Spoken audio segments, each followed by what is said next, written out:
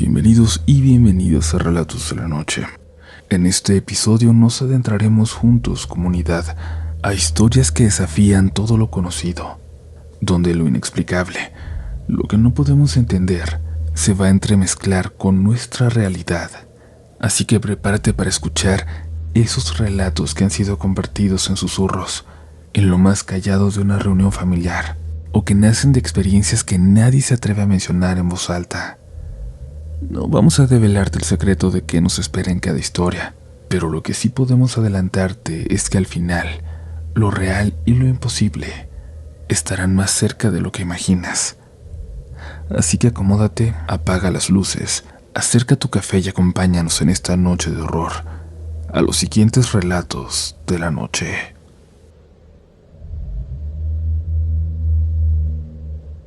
¿Qué tal, comunidad?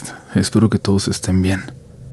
Llevo mucho tiempo escuchando relatos de la noche, pero nunca me había atrevido a escribir el mío. Sin embargo, después de volver a entrar a la casa de mi bisabuela y darme cuenta de que siguen ocurriendo cosas extrañas, no sé, me animé a compartirlo. Como a muchas personas, de repente se me atravesó un detonante que me dio el valor. Mi historia comienza hace aproximadamente 17 años, cuando yo tenía apenas 8. Vivíamos en un pueblito muy pequeño de Michoacán, cerca de Jalisco. En ese entonces me encomendaron la tarea de cuidar a mi bisabuela, que ya era una señora muy mayor. Sin embargo, a pesar de tener más de 90 años, era increíblemente fuerte, como muchas personas de su generación. Mi casa estaba muy cerca de la suya, quizás a unas 5 o 6 casas de distancia, por lo que mis papás no vieron problema en que me encargara de hacerle compañía por las tardes. Su hijo, mi tío José, vivía justo al lado de ella. Ambas casas compartían el mismo patio, separadas únicamente por un pasillo de 1,5 metros que conectaba las entradas de las dos viviendas. Yo la cuidaba de las 7 de la tarde hasta alrededor de las 10 o 10:30 de la noche, ya que mi tío vendía unos tacos al vapor que, hasta el día de hoy, no he vuelto a probar de la misma manera. Sus hijas le ayudaban y por eso me quedaba con mi bisabuela, mientras que al final de la jornada, una de ellas se quedaba a dormir con ella. Y bueno, mi bisabuela era una mujer profundamente religiosa. Pasaba el día sentada en el sillón de la sala, rezando en voz baja, casi como si balbuceara. Apenas hablaba, quizás porque con la edad había comenzado a perder el habla, pero lo que sí hacía era rezar. Rezaba todo el tiempo. De hecho, al principio no entendía por qué lo hacía tanto. Desde el primer día que llegué sentí un extraño frío al entrar a su casa, un frío que me helaba los huesos como por dentro. Cruzar ese pasillo que dividía las casas me generaba una sensación extraña, como si un peso invisible cayera sobre mi espalda. Y cuando regresaba a mi casa, siempre tenía la sensación de que alguien me seguía muy de cerca, aunque cada vez que volteaba no había nadie, nada raro. Recuerdo que después de la primera noche que estuve ahí, comencé a tener pesadillas recurrentes. Nunca antes había soñado, o al menos no lo recordaba, con esa casa. Pero desde ese primer día, cada noche era lo mismo, pesadilla tras pesadilla. Me despertaba empapado en sudor, sin saber cómo explicar lo que sentía. Cuando llegaba a la casa de mi bisabuela, ella ya estaba en el sillón, rezando frente a la puerta, mientras yo me sentaba en el otro sillón a ver caricaturas en la televisión. Aprovechaba que ahí podía ver programas que en mi casa no me permitían. Sin embargo, de reojo, empecé a ver sombras moviéndose de la cocina a los cuartos o hacia el baño. A veces las sombras parecían ir en otra dirección, pero yo pensaba, siempre quise pensar que solo era mi imaginación. Miraba a mi bisabuela y ella seguía rezando, sin inmutarse. Tenía el rosario en las manos todo el tiempo y rezaba con los ojos cerrados, sin pausa, como si no escuchara nada de lo que pasaba a su alrededor. Pero conforme pasaron los días, las cosas iban intensificándose poco a poco. Y es que ya no solo veía sombras de reojo, ahora también escuchaba ruidos, pasos, muebles que se movían, cosas que parecían caerse en la cocina o en los cuartos. Pero mi bisabuela, como siempre, no reaccionaba en lo absoluto. Parecía que nada de eso le afectaba, que no podía escuchar nada. Hasta que una noche, cuando apagué la televisión para irme, vi algo que me dejó congelado. Vi el reflejo de mi bisabuela en la televisión apagada. Justo a un lado de ella había una figura sentada. Era mucho más alta que ella, incluso estando sentada. Vestía una túnica negra y tenía la cabeza cubierta con lo que parecía un velo. Del susto salí corriendo de la casa y casi choco con mi tío en el pasillo. Pero el miedo que sentía era tan grande que lo ignoré y seguí corriendo hasta mi casa, sin mirar atrás, porque sentía que alguien venía justo detrás de mí. Llegué pálido y le conté a mis padres lo que había visto. Ellos intentaron tranquilizarme, diciéndome que tal vez había sido un reflejo, una ilusión óptica, pero lo hicieron mientras se miraban entre ellos, como si supieran algo que yo no. Esa noche fue terrible. Soñé con la silueta que vi, pero en mi sueño me seguía a todas partes. La sentía justo detrás de mí, pero cuando volteaba no había nada. Y cuando volvía la mirada al frente, de repente de nuevo aparecía frente a mí. Me desperté varias veces durante la noche, y cada vez que lo hacía, creía que veía su sombra, escondida en los rincones más oscuros de mi cuarto. Me cubría con las cobijas hasta que sin darme cuenta me quedaba dormido. Al día siguiente, más tranquilo, en cuanto llegué, encendí todas las luces. Sin embargo, ahora ya no veía sombras pasar, excepto en un pequeño espacio que quedaba en completa oscuridad, justo donde estaba la puerta para entrar al baño.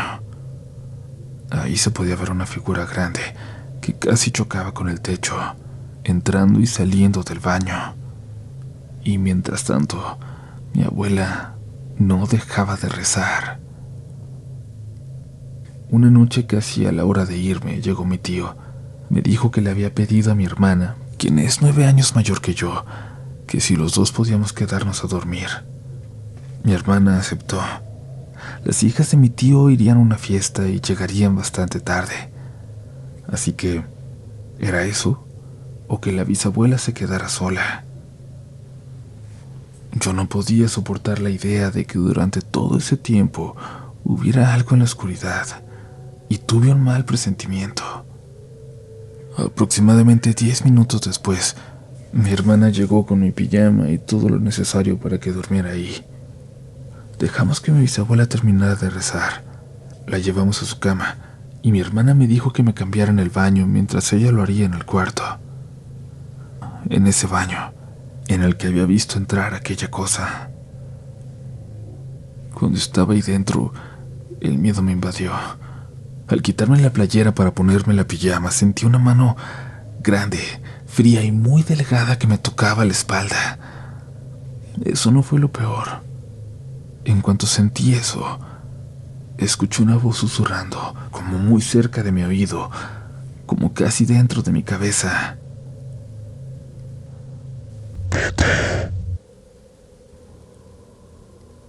Solté un grito tan fuerte que mi hermana lo escuchó. Entró rápidamente y me preguntó que qué estaba pasando. Le conté todo lo que había estado viendo, lo que acababa de sentir, lo que acababa de escuchar. Ella me tranquilizó y se quedó conmigo hasta que terminé de cambiarme, de lavarme los dientes. De camino al cuarto pasamos por la habitación de mi bisabuela y la vimos sentada en la cama, rezando, aunque nosotros la habíamos dejado acostada, con la puerta cerrada. La volvimos a acostar. Nos fuimos al cuarto donde dormiríamos. De acuerdo a las indicaciones de mi tío, dejamos la puerta abierta por si mi bisabuela necesitaba algo. En el cuarto solo había una cama y una ventana por la que entraba algo de la luz de la lámpara de la calle. Mientras intentábamos dormir, se veían siluetas de personas pasando de un lado a otro por fuera de la ventana, en la calle. Se reían, balbuceaban cosas que no se lograban entender. Le pregunté a mi hermana si ella también lo escuchaba y me respondió que sí. Y entonces me dijo una frase que hasta ahora me sigue helando la sangre. Me dijo que sí, que las escuchaba, pero lo que de verdad la asustaba era lo que estaba en la puerta del cuarto. Lentamente volteé hacia allá y ahí estaba, la misma silueta que había visto antes en la oscuridad del pasillo. Volví rápidamente la vista hacia mi hermana y entonces escuchamos a mi bisabuela rezar de nuevo al otro lado de la pared. Cuando volvimos a mirar hacia la puerta, la silueta había desaparecido. Por la ventana dejaron de verse las sombras. Decidimos ir al cuarto de mi bisabuela, donde nuevamente la encontramos sentada, rezando. La volvimos a convencer de acostarse y regresamos a nuestra habitación.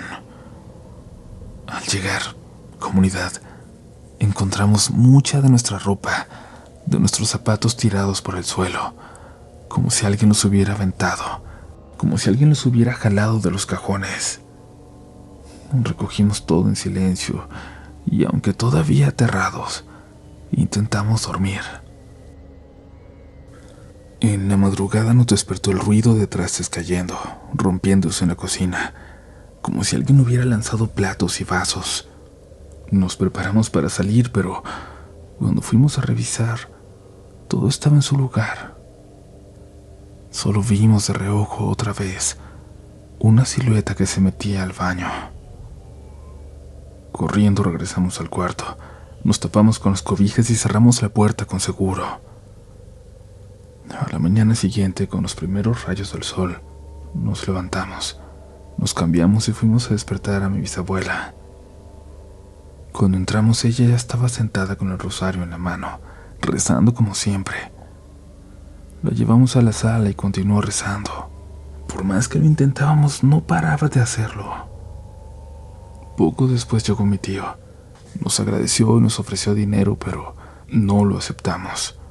Nos fuimos sin mirarnos el uno al otro siquiera. Cuando le contamos a mis padres lo que había ocurrido, nos revelaron algo sorprendente. Nos contaron que la ventana del cuarto donde dormimos daba a lo que hace muchos años había sido un muro de fusilamiento. Además, antes de construir parte de la casa, nos dijeron que en la zona de la cocina y el baño habían asesinado a una persona.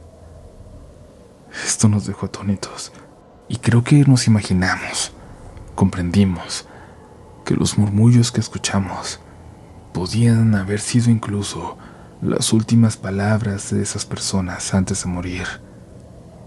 Quizá mi bisabuela sabía todo lo que sucedía en la casa. Quizás por eso rezaba todo el día.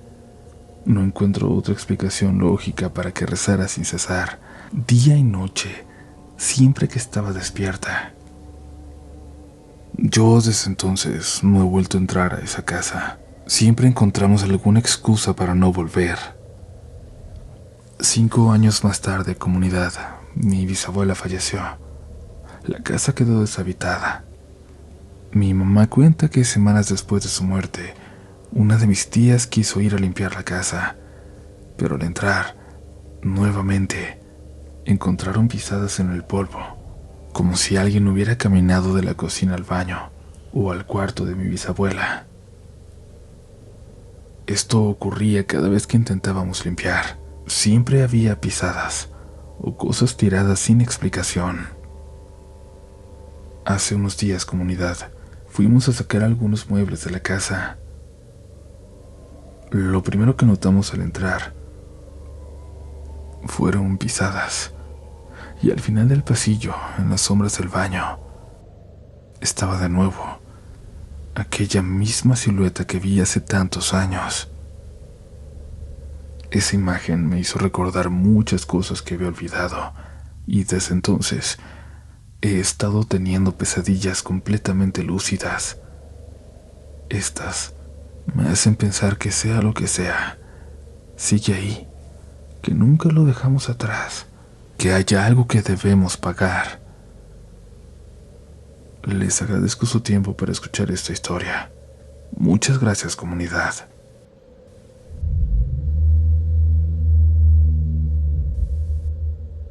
Gracias por continuar aquí y recuerda que es muy importante seguirnos también en nuestras redes sociales porque vienen muchas sorpresas para ti, para los mejores fanáticos de Relatos en la Noche. Por ahora es momento de acompañarnos, de viajar juntos lejos, muy lejos. En esta ocasión hasta Sudamérica, donde también, por supuesto, se viven historias de horror. ¿Quieres conocer una? Continuamos con más esta noche.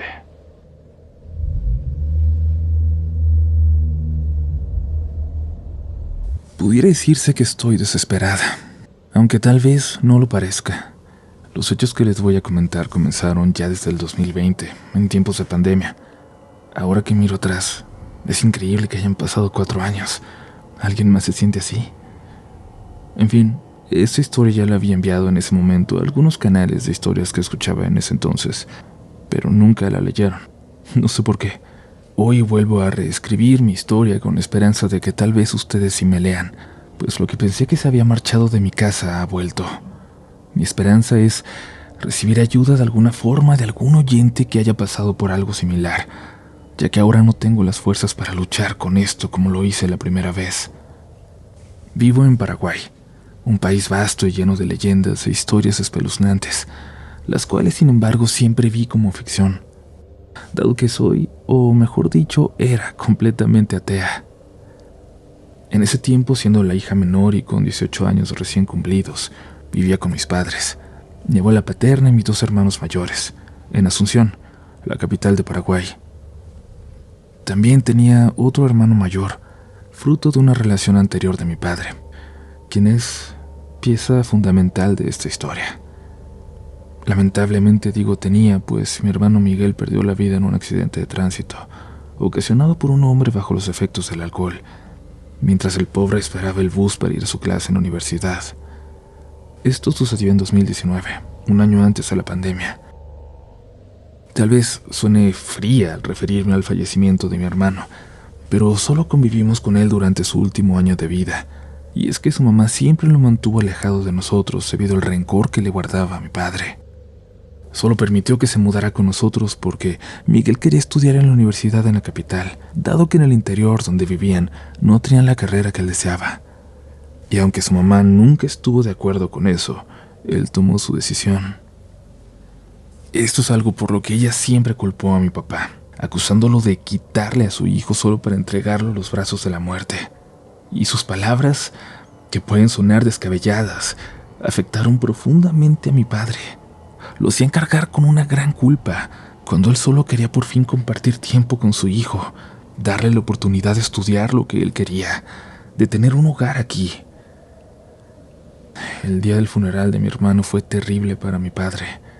A su dolor por perder a un hijo tan amado, se sumó la humillación pública cuando, al término de la ceremonia, la exesposa le lanzó frente a todos los presentes infinidad de improperios y maldiciones, culpándolo frente a todos y jurando venganza. Había pasado un año de este suceso y con la llegada de la cuarentena por la emergencia sanitaria, mi padre, quien era maestro universitario, perdió su trabajo. No era muy asiduo a la tecnología, no la dominaba, y a pesar de sus más de 30 años dedicados a la docencia, lo despidieron. Creo que esto fue uno de los detonantes de lo que sucedió después, sumado a la depresión por la pérdida de mi hermano, que aún no había superado. La situación se agudizó con el encierro y con una nueva pérdida en la familia. Sí, casi un año después de lo de Miguel, y entre los primeros infectados en el país, todos en la casa dimos positivo al virus. Y lamentablemente, el COVID se llevó a mi abuelita, quien ya era mayor, tenía varias enfermedades. Esta comunidad, esta fue la puñalada final que terminó de destruir el ya muy débil corazón de mi padre, quien ni siquiera pudo despedirse en persona de su propia madre debido a las restricciones sanitarias. Y 2 días después de la muerte de mi abuela, y exactamente un mes antes del primer aniversario de la muerte de Miguel, yo viví uno de los peores días de mi vida. Vi vi una imagen que jamás podré borrar de mi mente. A mi padre, quien había decidido acabar con su vida en nuestra propia casa. No quiero dar detalles, ya que sé que por lo sensible del tema, las plataformas podrían censurar mi historia. Solo puedo decir que después de estar varias horas encerrado, llamamos a mi papá, pero ya no respondió. Así que Carlos, mi hermano mayor, derribó la puerta y lo encontramos. Lo encontramos con una expresión de terror, de tristeza. No puedo explicar lo que sentimos al ver esa escena. Es algo que únicamente la gente que haya pasado por algo así puede llegar a comprender. En el centro de la cama, mi padre había dejado una carta y una fotografía de él con Miguel de niño. Eso junto a las presencias que llegaron después de ese día, fue lo único que nos dejó. Me negué a leer esa carta por mucho tiempo. Aún era muy joven para entender la depresión, y en mi dolor llegué a odiar a mi padre. Sentía que era un cobarde por habernos dejado solos y no veía explicación para lo que había hecho. El primer mes después de todo eso, estaba tan distraída que no me di cuenta de que varias cosas paranormales habían comenzado a suceder en mi casa. Varias veces soñé, o mejor dicho, tuve pesadillas con la imagen de mi padre muerto, a veces pidiéndome perdón. Mi mamá y mis hermanos me insistían en que leyera la carta y lo perdonara, que tal vez él no estaba en paz sin mi perdón, pero siempre me negué hasta que todo se salió de control. Un día llegó a nuestra casa la mamá de Miguel, quien dijo venir a darnos el pésame, aunque en realidad lo hizo entre burlas, pues sentía que finalmente había sido vengada por la muerte de su hijo. En ese momento, fuera de mí, admito que la saqué de la casa a empujones. Y esa noche volví a tener pesadillas, pero al despertar sentí de repente una tristeza tan grande que no sé cómo explicarla. Era como si me apretara el pecho y me costara respirar. Lloré amargamente y comencé a sentir una sensación pesada en el ambiente que era insoportable. Decidí salir a tomar un vaso de agua, pero al pasar por la sala vi a mis hermanos y a mi madre sentados, platicando. Eran aproximadamente las 3 de la madrugada. Me acerqué a ellos y sin decir nada, mi hermano Carlos me dijo: ¿Lo sentiste tú también esta vez? Esa sensación, esa tristeza, la pesadez. Nosotros llevamos 2 semanas sin poder dormir, pero no te habíamos dicho nada ya que al parecer tú no lo estabas sintiendo. Desde hace algunos días, cuando esto sucede, nos reunimos aquí a rezar, ya que creemos que tal vez es lo que mi papá necesita por la forma en que se fue. Y solo así es un poco más soportable estar en la casa. Yo no había sentido nada hasta ese momento, pero después de esa noche comencé a notar muchas más cosas. Por ejemplo, un día, en el altar que teníamos en casa, la foto de mi papá comenzó a ponerse negra, como si algo la estuviera quemando hasta que prácticamente no se veía nada.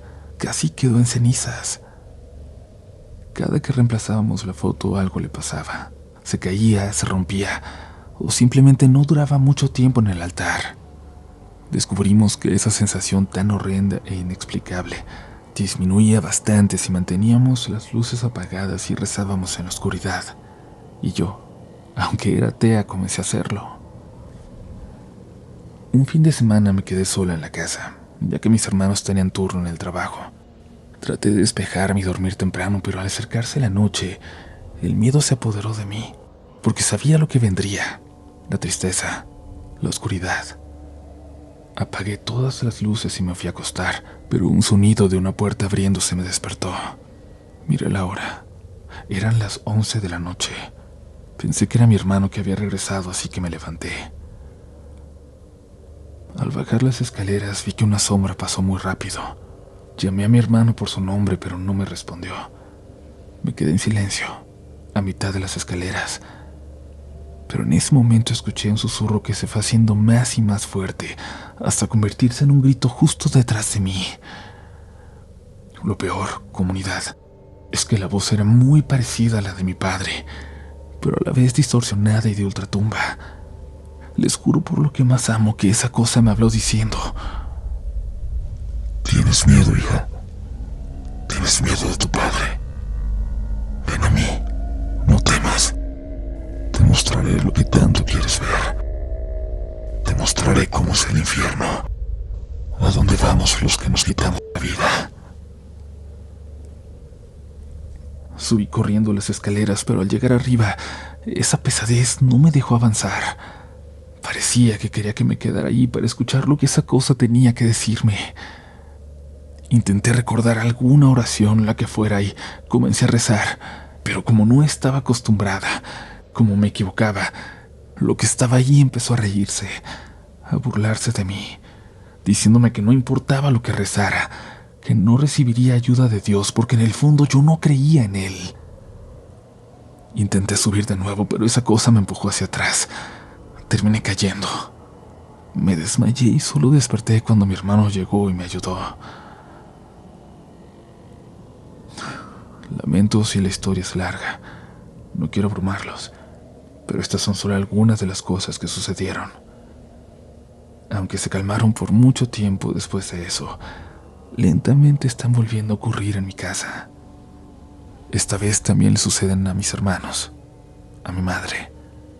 Espero pronto volver a escribirles, si ustedes gustan, si no les ha aburrido mi historia, y contarles todo lo que está ocurriendo ahora, lo que descubrimos sobre la ex de mi padre y lo que decía su carta.